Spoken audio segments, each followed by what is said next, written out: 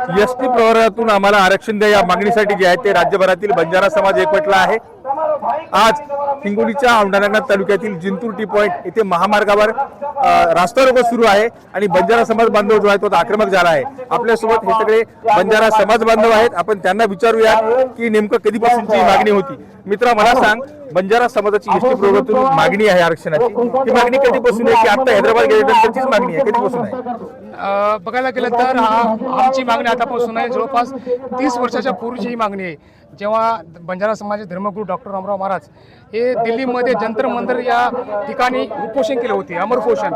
त्यानंतर मुंबईमध्ये आझाद मैदानला उपोषण केले आणि काँग्रेसच्या काळामध्ये त्यावेळेस त्यांनी भरपूर ठिकाणी उपोषण करून शासनाला हे दाखवलं की हा बंजारा समाज मागासवर्गीय समाज आहे। आमचं तुम्ही जर पाहता तांड्याचा सध्याची परिस्थिती एकदम नाजूक आहे आणि जर मागासवर्गीय निकष जर काढण्यात आला तर बंजारा समाज अतिशय दुर्बळ भागामध्ये राहतो, खेड्यामध्ये राहतो। परंतु बंजारा समाजाला ऑलरेडी आरक्षण आहे।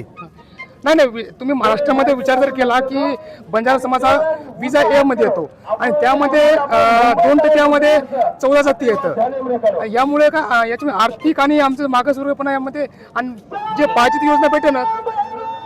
परंतु आता एसटी मधून आरक्षण कुठल्या आधारावर मागायचं आपण? नाही, बंजारा समाज तुम्ही हैदराबाद गॅजेटनुसार आणि आमची अगोदरपासून मागणी आहे, आतापासून मागणी नाही आहे आणि आमची नोंद आहे गॅजेटमध्ये, नवीन नाही आहे आणि आमच्याकडे पुरावा येतं।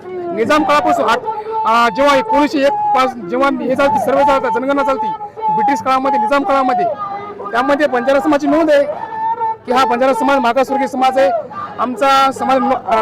आणि प्रत्येक राजकीय लोक हेच म्हणतात की नोंद असल्यामुळे। नक्कीच आपण पाहिलं तर हैदराबाद गॅजेटनुसार ही मागणी आहे।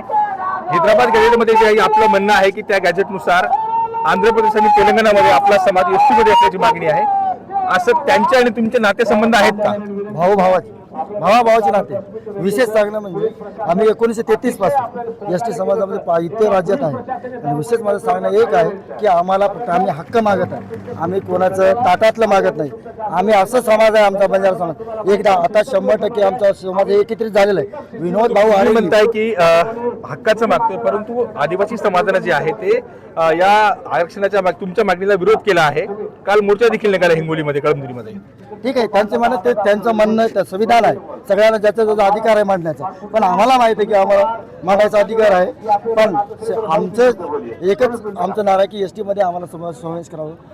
काल बीडमध्ये जे आहे ते धनंजय मुंडे म्हणाले की वंजारी आणि बंजारा एकच आहेत, यावर तुमचं काय म्हणणं आहे बंजारा समाज बांधवांचं? वंजारा आणि बंजारा एक नाही, कारण की वंजारी हे आदिवासीमध्ये येत नाही, बंजारा हे फक्त आदिवासीमध्ये इतर राज्यामध्ये आहे, त्याच्यामुळे आम्ही बंजारा फक्त एसटी मध्ये मोडतोय। वंजारी कधीच मोडू शकत नाही। धनंजय मुंडे साहेबांना सांगणं एकच इच्छित आहे, आम्ही तुम्हाला प्रत्येक वेळेस समर्थन करतो, यावेळेस तुमचं समर्थन आम्हाला आवश्यकता आहे। आम्ही वंजारा नाहीये, आम्ही ओनली वन बंजारा आहे आणि एसटी मध्ये आमचं आरक्षण आहे, आम्हाला विजेंटी नको आहे। विजेंटी लोक एसटी मध्ये आरक्षण। काल मुंडे म्हणाले, धनंजय मुंडे म्हणाले की वंजारी आणि बंजारा एकच आहेत असे ते म्हणाले भाषणामध्ये।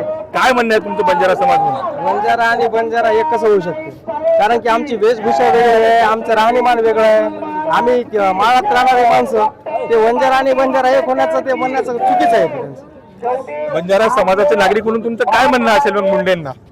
त्यांना मुंडेंना हे म्हणणं आहे किंवा बंजारा आणि वंजारामध्ये बराच काही फरक आहे।